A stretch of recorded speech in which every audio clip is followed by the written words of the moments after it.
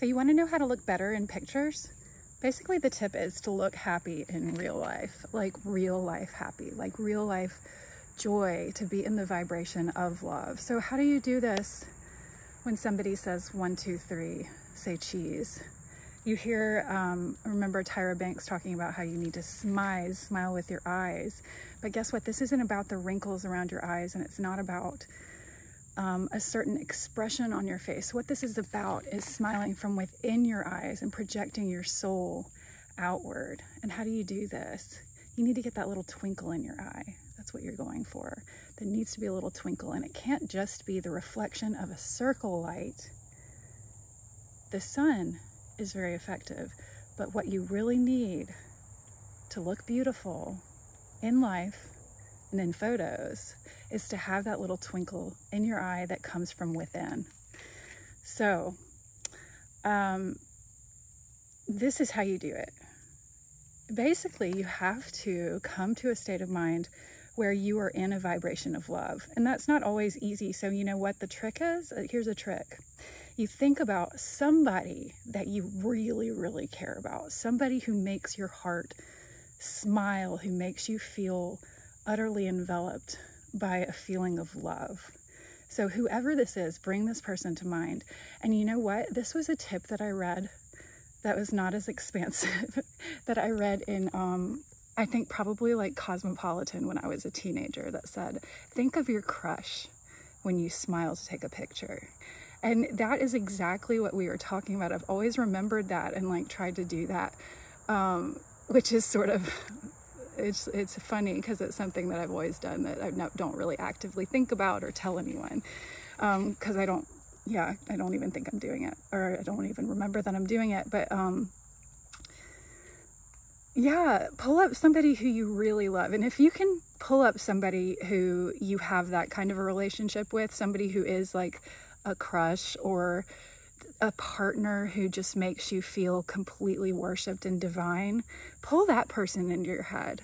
And if you have some sexual fantasies that are available to you, which means things that you have the permission of God to be able to fantasize about, i.e.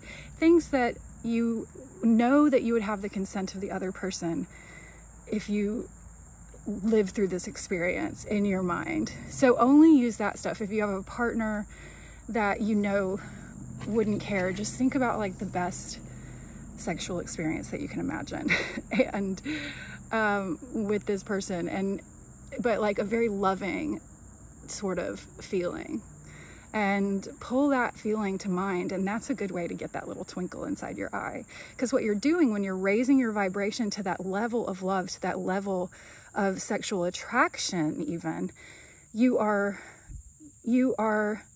increasing your vibration, the frequency of your vibration, such that your soul begins to display extra dimensional qualities in the 3D.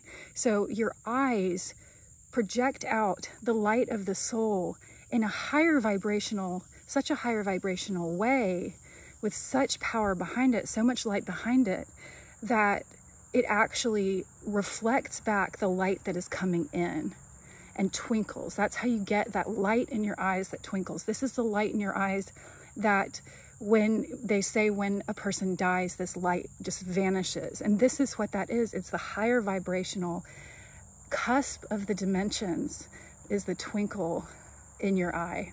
When matter changes from gas into plasma, into higher vibrational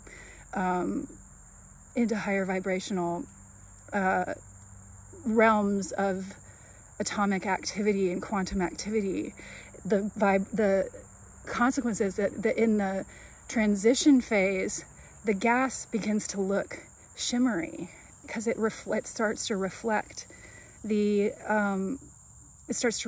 light as a higher vibrational atomic state of matter. It reflects light even if it's air right in front of you. So this is what a mirage is. This is what heat waves are. It is actually the atoms that are increasing in their frequency of motion and randomness of motion, and Brownian movement, if you want to get technical, is bouncing around light so that it projects out from your soul. So, like I said, pull up some kind of experience which you have consent to use. And you'll know if you think you would have consent to use it. I mean, it usually has to be somebody that you feel this feeling during your everyday life when you think about them, not just in a sexual context. But if you can raise your vibrational level to that context, that is when our soul transitions into the next dimension. And that is the tantric practice, is to raise your soul vibration, to expand your energy body. And this raising your vibrational frequency makes you reflective, makes you shimmery.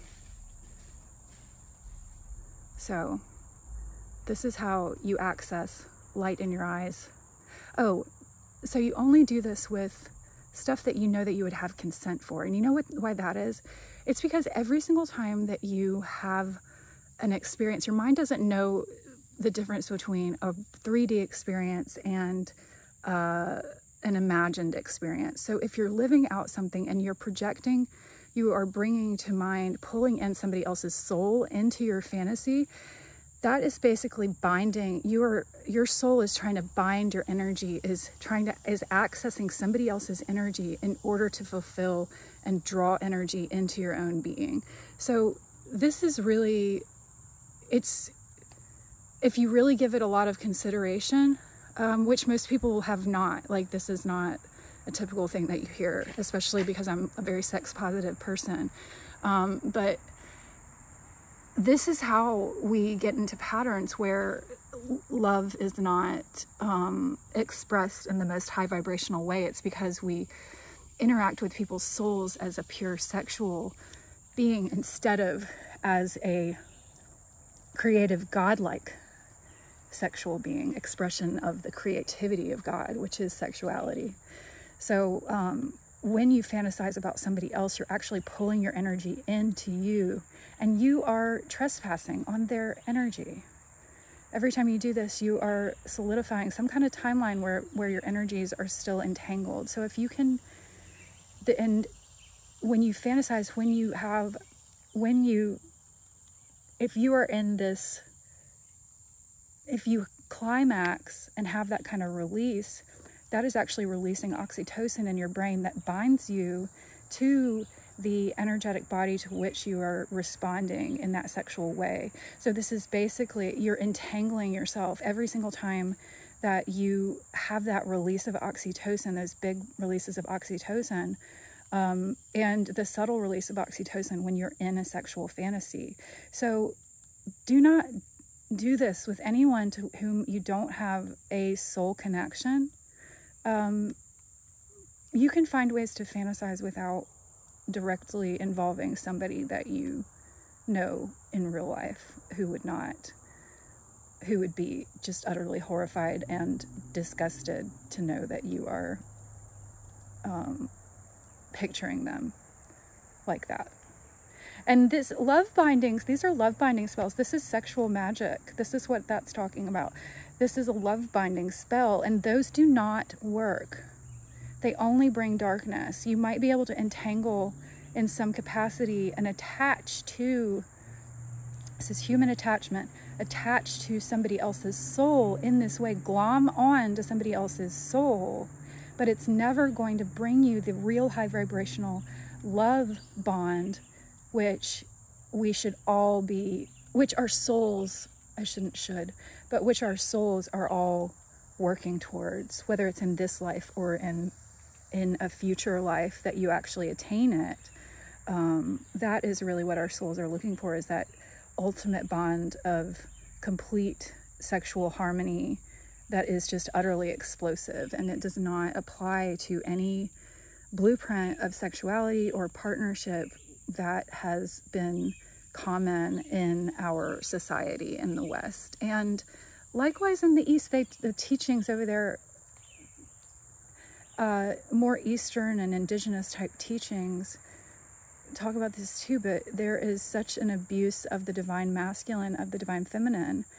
The divine masculine in this cycle of abuse with the divine feminine, where the divine masculine draws energy from the divine feminine without the consent of her soul. And this is just karma and karma and karma building up for the people who embody this kind of masculine energy, this imbalanced kind. So this is how to look better in photos. This is how to get a little twinkle in your eye. This is what bedroom eyes are. It's just your literal eyes, which are liquid, vibrating higher and higher and higher into another frequency, into another state of matter, into a charged state of matter, an ionized state of matter. And that's what we're going for, because we're all going to ascend, y'all. We're doing it. I'm doing it. And y'all are coming with me. Okay, I'll talk to y'all later.